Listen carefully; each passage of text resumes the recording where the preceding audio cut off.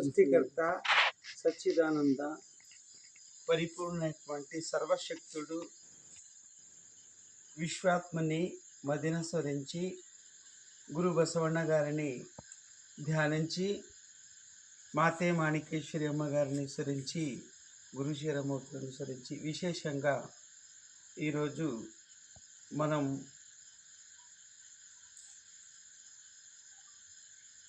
చన్న పూర్ణిమ ఎనగట్ల పూర్ణిమ అనేటటువంటి వాడక భాష పల్లెటూరుది. వెన్నుకట్టే పూర్ణిమ, ఎనగట్ల పూర్ణిమ, చన్న పూర్ణిమ అనేటటువంటి విశేషత, పూర్ణిమ విశేషత మాఘ పూర్ణిమ అని పిలువబడుతుంది. మాఘమాసం కాబట్టి మాఘ పూర్ణిమ అని పిలువబడుతుంది. కనుక విశేషంగా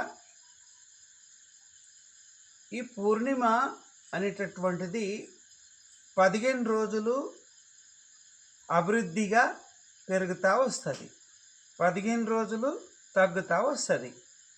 విశేషంగా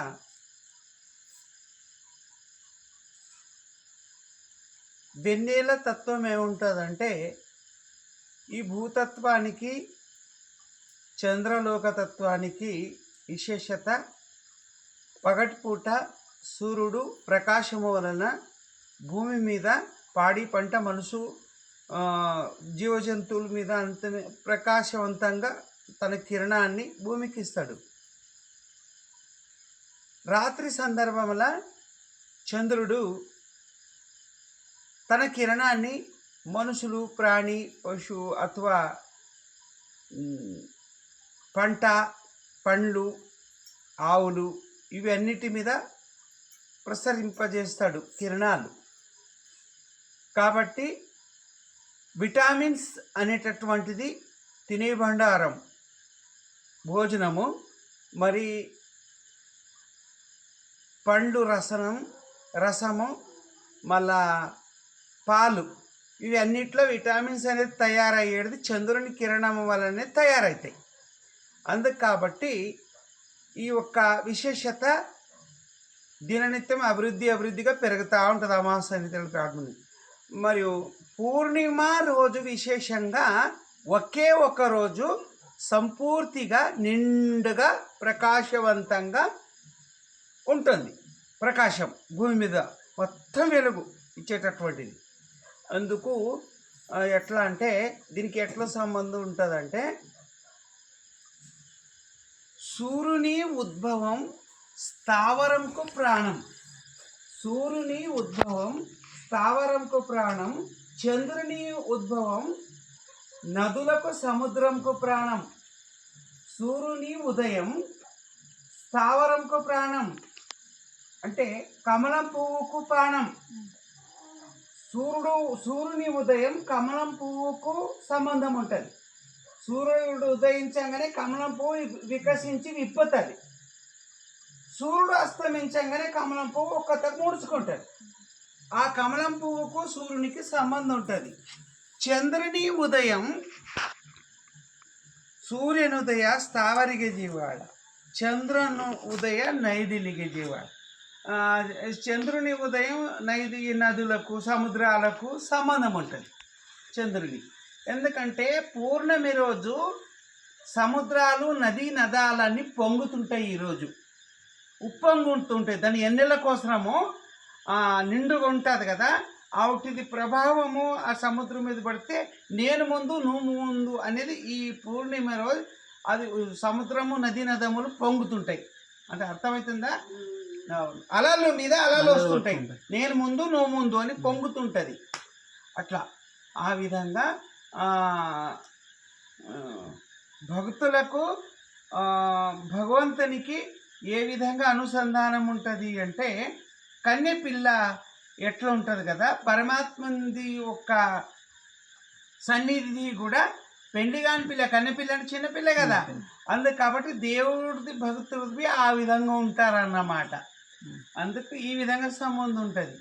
అందుకే ఆ ఎన్నెల అనేటటువంటిది కంపల్సరిగా ఒకవేళ మనుషుల మీద, పాడి పంటల మీద గిన లేకపోతే విటామిన్స్ అనేదే ఉండదు, రుచి అనేటటువంటిదే ఉండదు.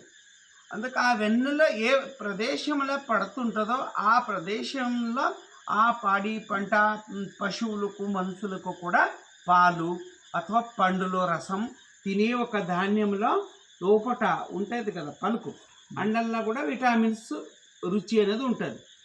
ఏ దాని మీద పాడి పంట పశు ప్రాణి మీద పడదో అక్కడ రుచికరం అనేది విటమిన్స్ అనేది ఉండదు.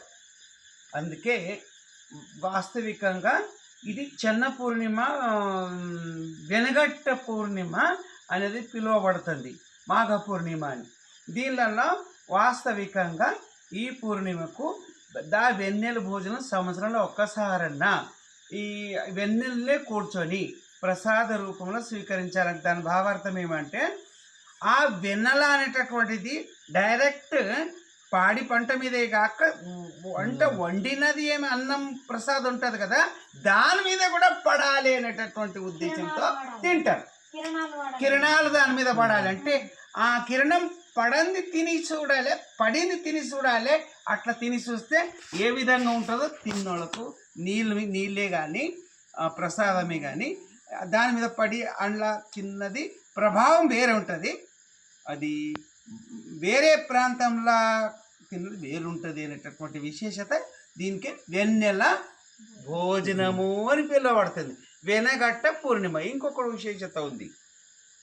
వాడక భాషలో పల్లెటూరులో ఏమని వాడక భాష ఉంటుందంటే, ఇంతవరకు వాడక భాషలో అడవిలోనికి దేవతలంతా ఉండ్రి ఇప్పుడు మా ఇంటికి వచ్చిరి అని పల్లెటూరి భాష. అంటే దాని భావార్థం ఏమిటో సిరిధాన్యాలు అని పిలువబడుతుంది.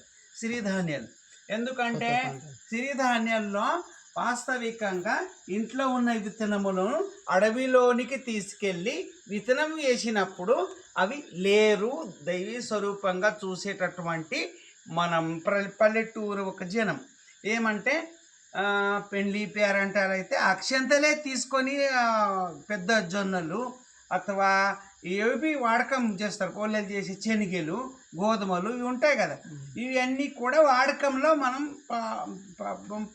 వాడుకుంటూ వస్తువులు ఇవి. అందుకు కాబట్టి అవి అడవిలోనే తీసుకెళ్ళి వేసినాం కదా, అందుకు అవన్నీ ఒకటికి రెండే పంట అయింది కదా, సంతోషంగా చూసి సంబరం పడతాం కదా, వెన్న అవుతుంది ఇత్తులు అవుతాయి కదా, అవన్నీ తెచ్చుకొని దర్వాజాలకు పెట్టుకొని దేవుళ్ళంతా మా ఇంటికి వచ్చిరి అని వాడక భాషలో పల్లెటూరు భాష. ఇది భావార్థం.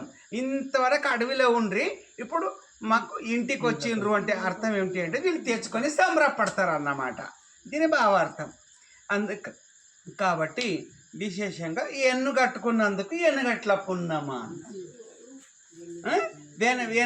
ఎన్ను తెచ్చినందుకు ఎన్నగట్టు పున్న అంటే అన్నిటికీ ఇత్తులు వస్తాయి కదా.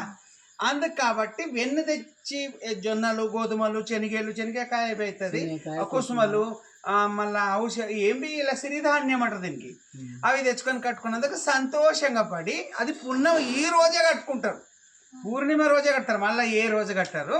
అందుకు ఎన్నగట్ట పూర్ణిమ, చెన్న పూర్ణిమ అథవా వెన్నెల భోజనం అవన్నీ తెంచి కట్టుకొని సంతోషంగా హ్యాపీగా పోలేలు భక్షాలు చేసుకొని అన్నప్రసాదం వాళ్ళ దగ్గర కలిగింది సంతోషంగా చేసుకొని ఈరోజు రాత్రి సందర్భంలో సాయంత్రం పూట పొద్దున కట్టుకొని రాత్రి వెన్నెల్లో కూర్చొని తినడమే వెన్నెల భోజనము అని పిలువబడుతుంది.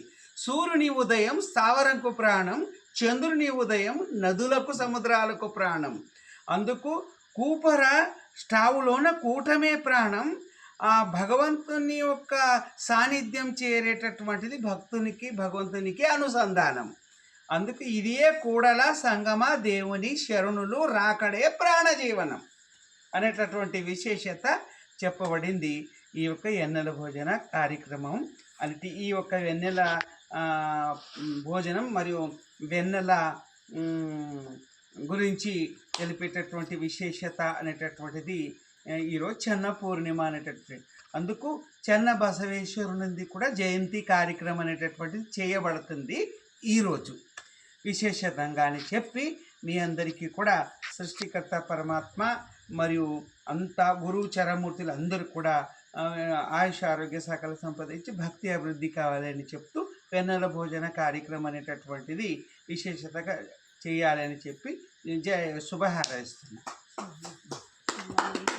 మహాత్మా బసవేశ్వర మహాత్మా की जय. सकल शरण संतों की जय.